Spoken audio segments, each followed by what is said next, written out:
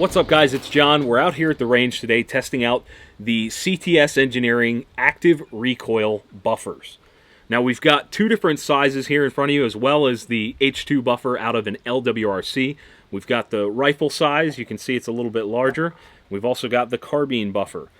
Now, the interesting thing about these, besides being the anti-tilt models, is that it's not a hydraulic unit, it's not sprung, but it uses this kind of rubber material to absorb some of the recoil and slow down the recoil impulse. They claim less felt recoil, less muzzle rise, and smoother cycling. So what we're going to do today is essentially test that out. We're going to see if those claims are true, and we're going to share it with you guys. You can see here how the ring on the face of the buffer interacts with the rear of the bolt carrier group. You can also see how it compresses under load, as if the rifle was actually shooting. Here's that demonstration again with the carbine buffer, a little bit shorter, but still the same idea. Now here's the H2 buffer, and you can see that it has nothing to center it on the rear of the bolt carrier group, and there's no compressive action here. It's really a harsh solution for what it is. Okay, so now we're going to test the accuracy. We've got a target downrange at about 50 yards. We've got Project Thunderfuck, and it's got the H2 buffer installed. And we're going to see if the claims from the CTS Engineering buffer, we're going to see if they lead to more accuracy. It says less muzzle rise, less reticle movement, smoother cycling, etc. We're going to see how that translates on paper. Just close this up. All right, here we go. I can almost guarantee this group is going to be shitty, but this is just a relative test, so here we go.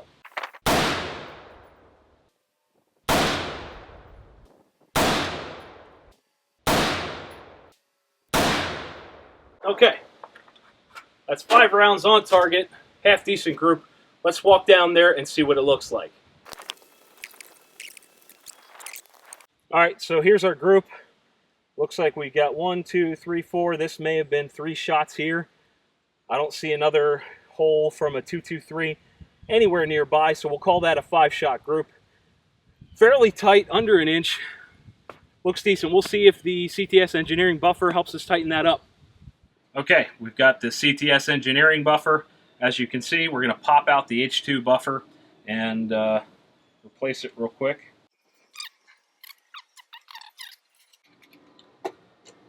Alright, so there's the H2. We're going to put the other one back in here. Installed. We'll close her up, put a group down range, and see how she runs. There it is. Okay. So we got it closed up. Because of that anti-tilt feature, you kind of have to push it back in when you're closing the rifle. So we got around in there. We will put another 5-shot group downrange and see how it goes.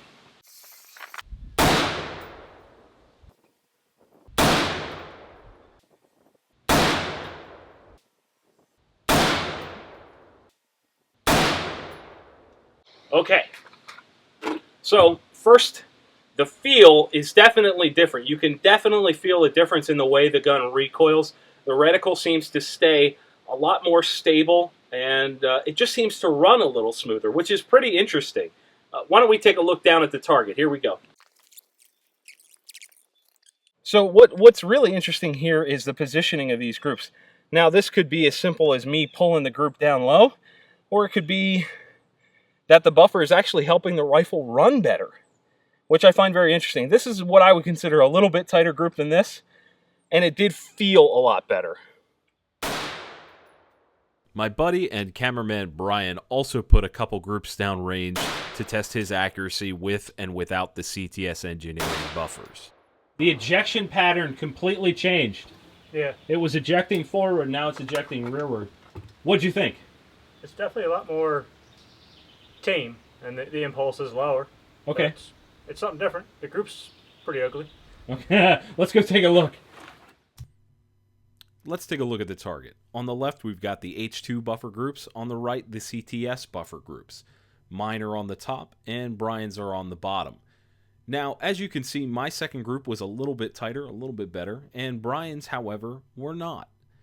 This to me says that the results are inconclusive. This does not directly correlate to more accuracy, better accuracy, etc.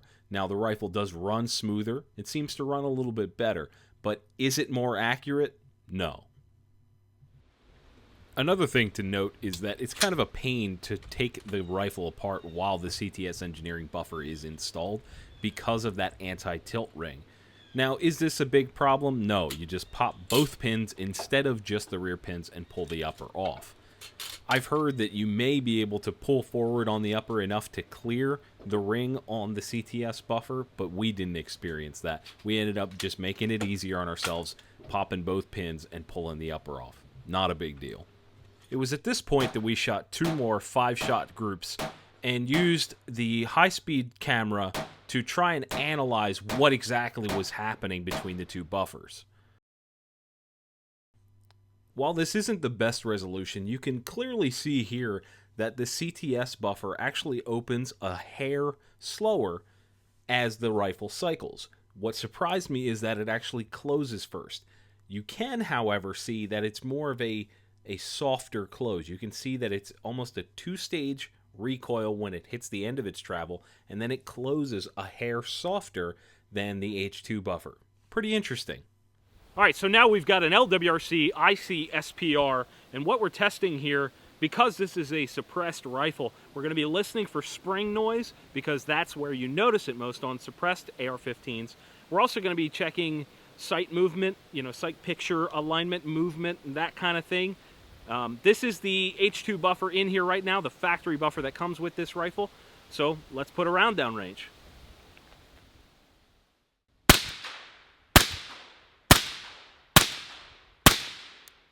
Okay, there's our baseline. Let's swap out the buffer and get a comparison. All right, same rifle, same ammo. We swapped it out for the CTS Engineering buffer, and now we're going to see how it feels. Now keep in mind, piston guns typically run smooth, so I'll be interested to see how this runs.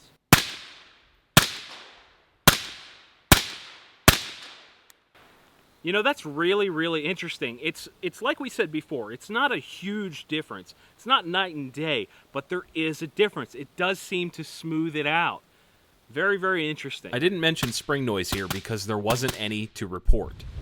Okay, so we got our baseline on 5.56 rifles like Project Thunderfuck, but the next thing we're going to do is try it on a rifle that has significantly more recoil, which is Project Broadsword, the 50 Beowulf AR I have.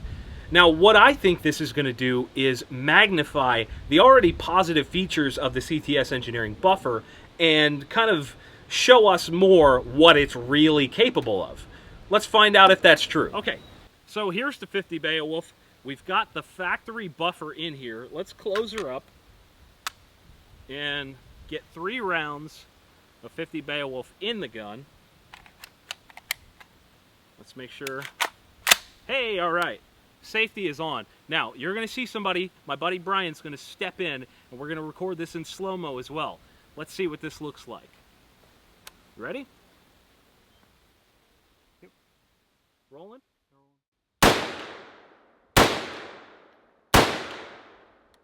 Okay. Significant recoil. And did you get showered with brass? Well, brass and brake. Oh, cool, cool. So Brian got completely murdered by this gun. Significant recoil. Let's see what the CTS buffer does. Now we've got the CTS Engineering buffer in here, as you can see, and we're going to close this up. Again, you kind of have to push it back into the tube. We've got 3 rounds of 50 Beowulf. Brian's going to be shooting slow-mo again. Off to my side. Let's put a round in the chamber. Safety is on. Brian? Okay. Here we go. Let's see if this buffer makes a difference in the way this feels. You set? Yep.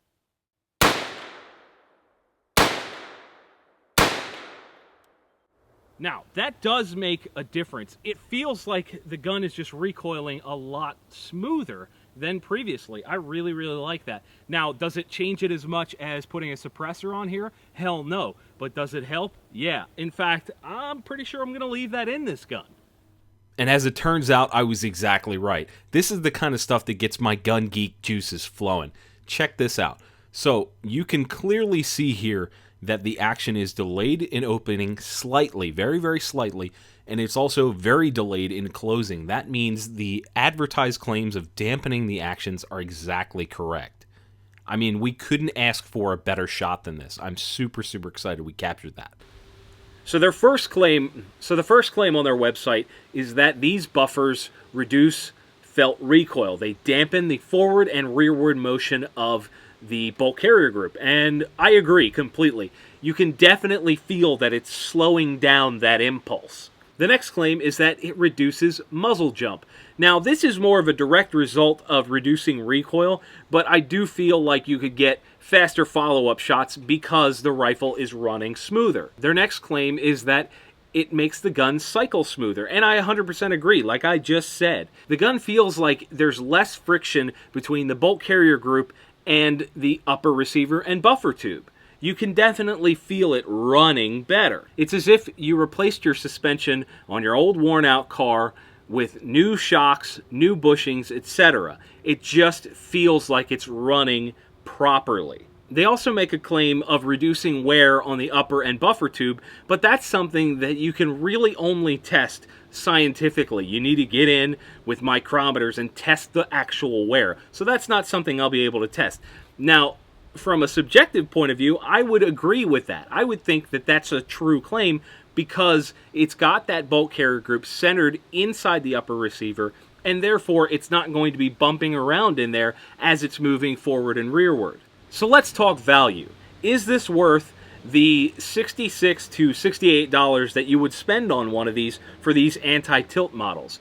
And my opinion is yes, it's 100% worth it. Look at their competitors. Look at the JP Enterprises buffer. That thing is $134 right now. That's double the cost of the rifle buffer. So you get that performance from a product that costs half as much, which is exactly what the owner of CTS told me would happen. Honestly, I was skeptical. When he told me that, I was like, all right, yeah, we'll see. Honestly, it's true.